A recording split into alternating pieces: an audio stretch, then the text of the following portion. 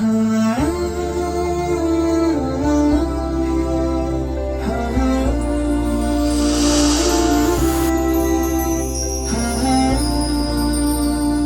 علیکم ورحمۃ اللہ وبرکاتہ۔ شہر رمضان الذی انزل فیہ القرآن ھدی للناس وبینات من الھدی والفرقان۔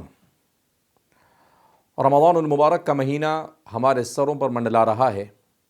لہذا ضرورت اس بات کی ہے کہ ہم رمضان المبارک سے پہلے رمضان المبارک کی تیاری کیسے کریں۔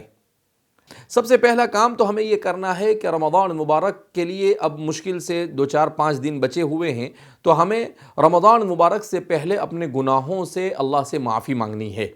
اس لیے کہ جب کسان اپنے کھیت میں کوئی چیز بونا چاہتا ہے، جب تاجر موسم آنے سے پہلے اپنی دکان کو سجانا چاہتا ہے تو اس سے پہلے صفائی کرتا ہے، تو توبہ کرنا اور گناہوں پر معافی مانگنا یہ گویا کہ رمضان مبارک کی تیاری کا سب سے پہلا اسٹیپ ہے۔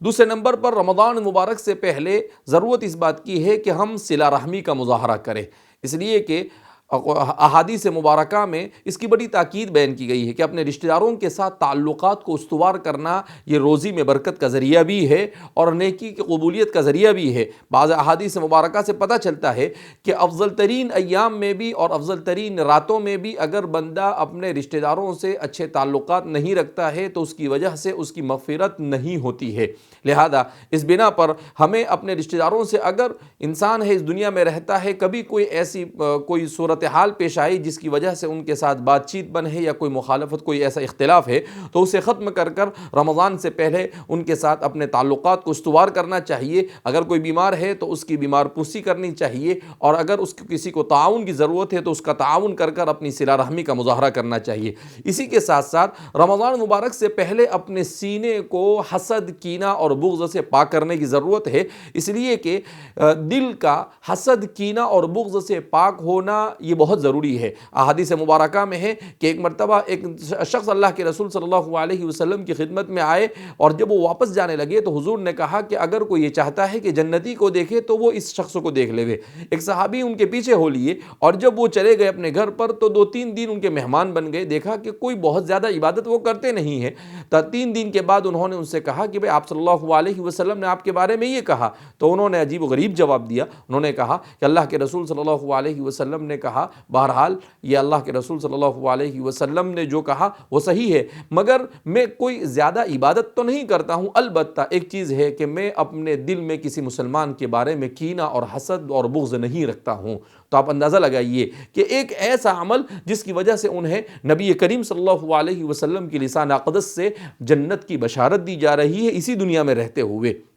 اسی طریقے سے رمضان مبارک سے پہلے چونکہ ہم لوگ سال بھر موبائل اور انٹرنیٹ کے استعمال کرنے کے عادی ہو چکے ہیں، تو اپنا بہت سارا وقت اسی کے پیچھے کھپاتے رہتے ہیں۔ حالانکہ اس موبائل کو اس لیے ایجاد کیا گیا تھا تاکہ آدمی اپنے وقت کو کم وقت میں زیادہ کام کرے، مگر اس کا ریئیکشن انسانوں میں ہوا، اور وہ کہ اس کو بیکار چیزوں میں اپنے موبائل کو استعمال کرنا ہم نے شروع کر دیا۔ لہذا رمضان مبارک سے پہلے اس کا استعمال کم کر دے تاکہ رمضان مبارک میں اور زیادہ کم ہو، اور اگر ہو سکے تو اس سے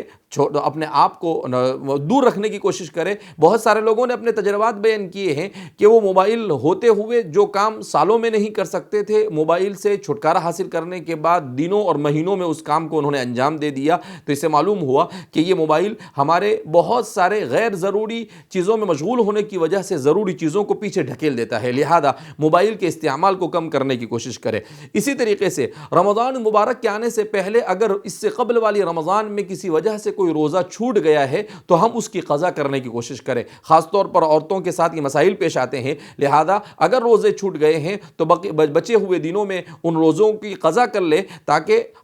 اس رمضان میں مکمل طور پر ہمارے اوپر کوئی اللہ کا قرض باقی نہ ہو اور اچھی طریقے سے ہم اپنے اس رمضان کو گزار سکیں۔ اسی طریقے سے رمضان مبارک کی اہم ترین عبادت قرآن کریم کی تلاوت ہے، تو قرآن کریم کی تلاوت کا ابھی سے اپنے آپ کو عادی بنائے کہ رمضان مبارک میں ایک ایک ٹارگیٹ بنائے کہ مجھے روزانہ 3 پارے یا 5 پارے پڑھنے ہیں، تو ابھی سے آدھا پارا 1 پارا پڑھنا شروع کر دے تاکہ ابھی سے ہماری عادت بننا شروع ہو جائے۔ رمضان کی ایک اہم ترین عبادت ہے دعا کرنا، تو لہذا ابھی سے اپنے آپ کو دعا کا عادی بنانا شروع کر دے، مغرب سے پہلے 5-10 منٹ پہلے صبح میں جلدی اٹھ کر دعاؤں کا اہتمام کرنے کی کوشش کرے۔ اسی طریقے سے رمضان مبارک کی اہم ترین عبادت تراویح ہے، تو تراویح کو اپنے آپ کو عادی بنانے کے لیے ابھی سے نفل نمازوں کو پڑھنا شروع کر دے، چاشت ہے، اشراق ہے اور اس طرح کی نمازوں کو پڑھنا شروع کر دے تاکہ ابھی سے نفل عبادتوں کا عادی بن جاوے اور رمضان مبارک میں ہمارے لیے اس کا انجام دینا آسان ہو جاوے۔ رمضان مبارک کی اہم عبادتوں میں سے ایک عبادت ہے صدقہ اور زکوٰۃ نکالنا۔ اللہ کے رسول صلی اللہ علیہ وسلم ویسے بھی بہت سخی تھے۔ ام المؤمنین عائشہ صدیقہ رضی اللہ تعالیٰ عنہ فرماتی ہے لیکن جب رمضان مبارک کا مہینہ داخل ہو جاتا تھا تو آپ کی سخاوت میں بے پناہ اضافہ ہو جایا کرتا تھا، اجود ما کان، یعنی پہلے جتنا سخی ہوتے تھے اس سے بہت زیادہ سخی ہو جاتے تھے۔ لہذا ابھی سے کچھ نہ کچھ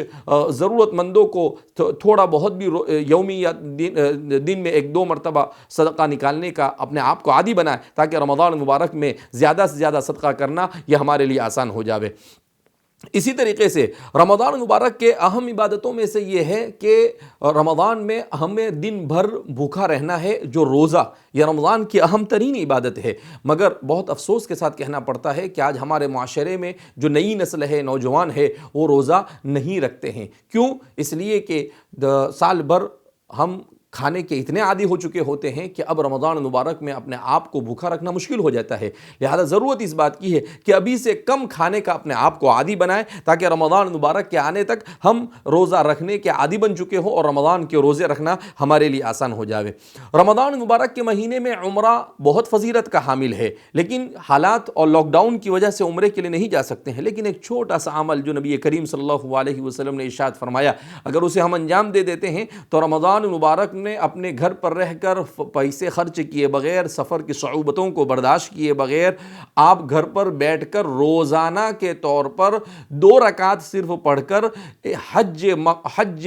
مقبول اور عمرہ مقبولہ کا اجر حاصل کر سکتے ہیں۔ حدیث پاک میں اللہ کے رسول صلی اللہ علیہ وسلم نے ارشاد فرمایا کہ اگر کوئی آدمی فجر کی نماز ادا کرے اور فجر کی نماز پڑھنے کے بعد اپنی جگہ پر بیٹھا رہے یہاں تک کہ سورج طلوع ہو جاوے، اور سورج طلوع ہونے کے 15-20 منٹ کے بعد 2 رکعت اگر وہ اشراق کی نماز پڑھ لیتا ہے تو اس کو ایک حج اور ایک عمرے کا ثواب ملتا ہے۔ تو صرف عمرہ نہیں، حج اور عمرہ دونوں کا ثواب حاصل کر سکتا ہے۔ لہذا اپنے آپ کو ابھی سے اشراق کا عادی بنائے تاکہ رمضان مبارک میں ہمارے یہاں پر عام طور پر معمول یہ ہوتا ہے کہ رات بھر ہم لوگ سوتے نہیں ہیں اور فجر کے بعد اول وقت میں فجر پڑھتے ہیں اور جلدی سونے کی فکر ہوتی ہے۔ تو یہ سونے کا مہینہ نہیں ہے، سال بھر ہمیں سونا ہی ہے۔ اس مہینے کو عبادت سے گزارنے کی کوشش کرے تو فجر کے بعد فوراً سونے کا جو معمول ہے، اس کو رمضان مبارک میں ویسے بھی اللہ کے رسول صلی اللہ علیہ وسلم نے اس کو پسند نہیں کیا ہے، اور رمضان جیسے مبارک مہینے میں ہم فجر کے بعد سو جاتے ہیں، بڑی تعجب کی بات ہے۔ لہذا اس بنا پر رمضان مبارک میں رات میں کچھ نہ کچھ دیر سو لیا کرے تراویح کے بعد، اور پھر اس کے بعد فجر کے بعد ہم اشراق کی تک اپنے آپ کو اسی جگہ پر بیٹھ کر ذکر اللہ میں مشغول رہیں، صبح شام کے اذکار پڑھیں۔ پینڈیمک ان حالات میں بہت ضرورت ہے اللہ کی طرف رجوع کرنے کی، دعاؤں کا اہتمام کرنے کی، اذکار مسنونہ صبح شام کے جو نبی کریم صلی اللہ علیہ وسلم کے اذکار ہے اسے پڑھنے کی، تو اسے وہیں پر بیٹھ کر اسے پڑھ لے، اور جیسے اشراق کا وقت ہوا 2 رکعت پڑھ لے، 4 رکعت پڑھ لے، جو بھی اپنے سے ہو سکے، کم سے کم 2 رکعت پڑھے اور اس کے بعد سو جائے۔ آدھے پون گھنٹے سے کوئی کائنات ہماری نہیں لٹ جاتی ہے۔ ہم موبائل پر گھنٹوں اگر خرچ کر سکتے ہیں تو اتنا بڑا اجر پانے کے لیے ہمارے لیے اتنی قربانی کوئی بہت بڑی چیز نہیں ہو سکتی ہے۔ اسی طریقے سے رمضان المبارک کے مہینے میں اپنے آپ کو اچھے کاموں میں لگانا ہے۔ لہذا ہمارے یہاں پر عام ہو چکا ہے اخبار کو مطالعہ کرنا انٹرنیٹ کے اوپر اور موبائل کے اوپر، تو اخبار بینی اور نیوز کو پڑھنا یہ کم سے کم کر دے۔ کیوں؟ اس لیے کہ اللہ آپ سے پوری دنیا کے بارے میں سوال نہیں کرے گا، اللہ آپ سے آپ کے بارے میں سوال کرے گا کہ آپ نے کیا کیا۔ تو ہمیں دنیا کی فکر بعد میں کرنی ہے، اپنی فکر پہلے کرنی ہے۔ قرآن کریم میں اللہ فرماتے ہیں یا ایھا الذین آمنوا علیکم انفسکم لا یضرکم من ضل اذا اہتدیتم، قرآن نے کیسی بات بیان کی، یا ایھا الذین آمنوا علیکم انفسکم، اے لوگو تم اپنی فکر کرو، یعنی آخرت کے اعتبار سے، لا یضرکم من ضل اذا اہتدیتم، تمہاری ہدایت کے بعد گمراہ آدمی تمہیں نقصان نہ پہنچائے۔ تو یہ ٹی وی پروگراموں اور ان چیزوں کے اندر میں اپنے آپ کو مشغول رکھنا، لا یضرکم من ضل اذا اہتدیتم کی طرف جانا ہے۔ اللہ نے ہدایت اور ایمان جیسی نعمت سے نوازا ہے، لہذا اس بنا پر یہ کوشش کرے کہ کسی طریقے سے لا یعنی چیزوں میں اپنے وقت کو کم خرچ کر کام کی چیزوں میں عبادت میں اپنے وقت کو لگانے کی کوشش کرے۔ اسی طریقے سے رمضان المبارک چونکہ بڑا قیمتی مہینہ ہے، لہذا اپنا رمضان المبارک سے پہلے ہی ابھی سے اپنے آپ کا اپنا وقت منظم کر لے، ٹائم مینجمنٹ کا اہتمام کرے کہ مجھے صبح کتنے بجے اٹھنا ہے اور کیا کرنا ہے۔ اس طرح سے پورے رمضان المبارک کا شیڈیول اس طریقے سے بنا لے کہ آپ کا زیادہ سے زیادہ وقت عبادت کے اندر میں خرچ ہو اور بیکار چیزوں میں خرچ نہ ہو۔ دنیاوی کام کرنے والے آج ٹائم مینجمنٹ کو بہت زیادہ اہمیت دے رہے ہیں، تو ہمیں تو اپنی آخرت کے لیے ٹائم مینجمنٹ اس سے زیادہ ضروری ہے۔ اسی طریقے سے رمضان المبارک سے پہلے اپنی زبان کی حفاظت کرے، اس لیے کہ بہت سارے لوگ یہ جہنم میں جائیں گے، حضور فرماتے ہیں اپنی زبانوں کی وجہ سے۔ گالی گلوچ نہیں دینا، کسی کو اپنی زبان سے تکلیف نہ پہنچانا، بے ضرورت باتیں نہ کرنا، تو اپنے آپ کو ابھی سے عادی بنائے تاکہ رمضان المبارک میں آپ کے لیے اپنی زبان پر کنٹرول کرنا آسان ہو جائے۔ اسی طریقے سے ہمارے یہاں پر ہمارے معاشرے میں بہت ساری غلط عادتیں رائج ہو چکی ہے، جیسے سگریٹ نوشی ہے، تمباکو کھانا ہے اور گٹکے کھانا ہے۔ تو اس طرح کی جو عادتیں ہیں، جو لوگ ایسی عادتیں رکھتے ہیں وہ لوگ ان عادتوں کو چھوڑ دے رمضان المبارک سے پہلے ابھی ہی، تاکہ رمضان المبارک میں آپ کو اس کے لیے زیادہ پریشانی نہ ہو۔ یہ وہ چیزیں ہیں جس سے نہ تو آپ کا دنیا میں فائدہ ہے نہ آخرت میں، بلکہ دونوں جگہ اس کا نقصان ہے۔ قرآن کریم میں اللہ فرماتے ہیں لا تلقوا بأیدیکم الی التہلکہ، اپنے آپ کو اپنے ہاتھ سے ہلاکت کی طرف نہ لے جاؤ۔ تو یہ اپنے آپ کو ہلاکت کی طرف لے جانا ہے، لہذا اس بنا پر اپنے آپ کو ایسی تمام بری عادتوں سے اپنے آپ کو بچانے کی کوشش کرے۔ اسی طریقے سے رمضان مبارک کے مہینے میں قرآن کریم کو پڑھنا ہے تو قرآن کریم کو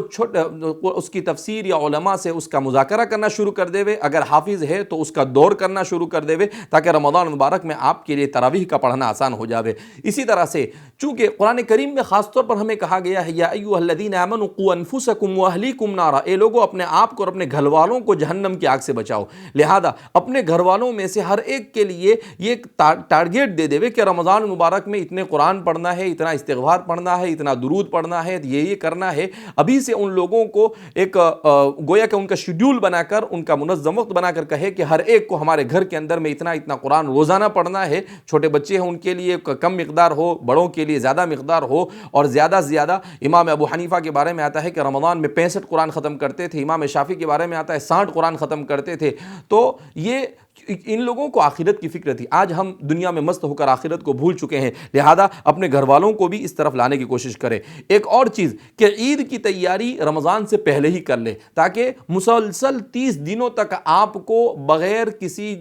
دوسری چیزوں میں مشغول ہونے کے رمضان مبارک کی عبادت میں اپنے آپ کو مشغول کرنا آپ کے لیے آسان ہو، لہذا ابھی سے اس کی تیاری کر لے۔ اور آخری بات، رمضان المبارک کے آنے سے پہلے 29 شعبان کو چاند دیکھنے کی کوشش کرے، جو سنت ہے، سنت متروکہ ہے، جس سنت کو ہم نے ترک کر دیا ہے، اس سنت کو زندہ کرنے کی کوشش کرے۔ اللہ رب العزت اس رمضان مبارک کو ہمارے لیے خیر و عافیت کا ذریعہ بنائے۔ کورونا کے زمانے میں آنے والا یہ رمضان، یہ ہمارے لیے بڑی اہمیت کا حامل ہے۔ ہم اللہ کی طرف رجوع کر اللہ کو ایسا راضی کر لے کہ حدیث پاک میں اللہ فرماتے ہیں کہ جب زمین پر بندے نیک اعمال کرتے ہیں تو میں راضی ہوتا ہوں، اور جب میں راضی ہوتا ہوں تو میں برکت زمین پر نازل کرتا ہوں اور میری برکت کی کوئی انتہا نہیں، اور جب میں ناراض ہوتا ہوں تو میں لعنت بھیجتا ہوں اور میری لعنت کا اثر 7 پشتوں تک رہتا ہے۔ لہذا اللہ ہم سے ناراض ہے، جیسا کہ حالات سے پتہ چل رہا ہے۔ تو ہم اپنے آپ کو رمضان کے لیے پریپیئر کریں، رمضان کے لیے تیار کریں، اور ابھی جو بچے ہوئے 2 4 5 دن، ایک ہفتہ ہے، انہی دنوں میں ان سب چیزوں کو اختیار کرنے کی کوشش کریں۔ اللہ رب العزت ہم سب سے اپنی رضا والے اعمال کی توفیق اپنے رضا والے اعمال کروائے، اور اللہ رمضان مبارک کو خوب نیکیوں کے ساتھ ایسا گزارے